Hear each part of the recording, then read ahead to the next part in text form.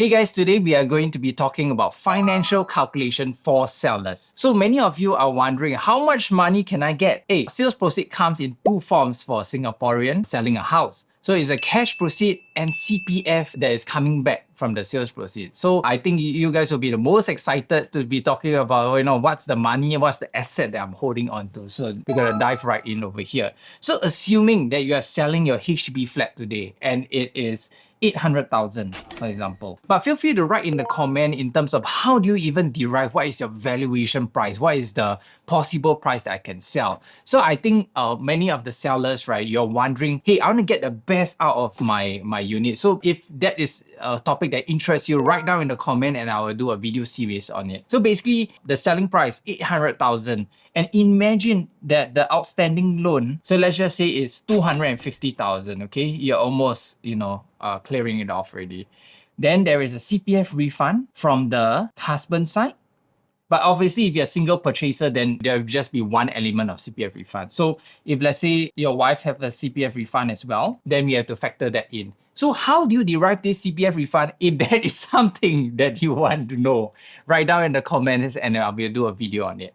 So basically, once you know the CPF refund, it comprises of the principal amount that has already been spent and the accrued interest over the years. So let's just assume, okay, 200,000 each over the years, okay? Both of you equally put the same amount of CPF refunds over the years where you pay your mortgage or in the initial down payment, there is an accrued interest running at 2.5% per annum. Then obviously you got the legal fee. If you're currently using a HDB loan, you can use a HDB law firm. So that's usually about plus minus $500. If you're using a private loan, that's for your current outstanding loan, then you can actually use a private law firm, but that's a little bit more expensive, about 1,500 plus minus. But do check your preferred law firm on their rates because it's subjected to change. So let's just assume it's 500 plus minus, okay? And then obviously there's the agency fee. Typically it's like 2%, and then some of the agency are charging even lower, but the market rate is about 2%. So which means to say here is 70,440. So let's find out what is the cash element over here, your cash proceeds. So I'll take 800,000 minus outstanding loan, 250,000, minus the CPF refunds of a total of 400,000. And then obviously you have to minus the legal fee and the agency fee. So that will leave you $132,060. So why is the cash proceed important? Because if you buy a new place and assuming that there is COV, then you require the cash proceed to pay the COV. The cash over valuation, assuming there's a well renovated, you both really love the property and you're willing to pay above the market price, then there is the COV element.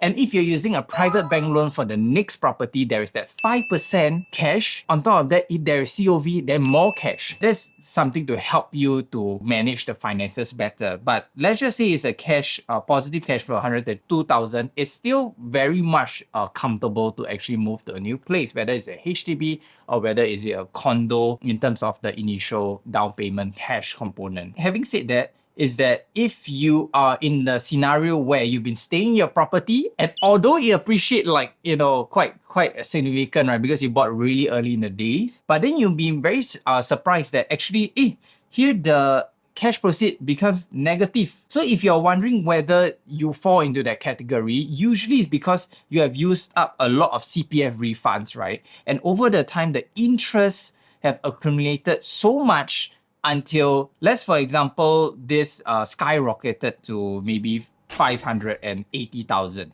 right? So if you take 800,000 and then you minus the outstanding loan, 250,000, and collectively, you guys need to return to your CPF OA at 580,000. After the transaction fee, we have not much cash left. And you might be surprised. So after this video, if you're very interested, you log on to your CPF accounts and actually check your CPF refunds, and you realize that, hey, it's a very, very large amount. Would I be under this negative sale? So do feel free to reach out to me, and then I will be able to help you to confirm whether you are under the negative sale or not. I will advise you on what you can do, what are your various options after that. But having said that, always stay prudent in terms of the finances. Let's not stretch to the maximum because you never know what happens in the market after. Also focus on the purpose of why you're buying a property.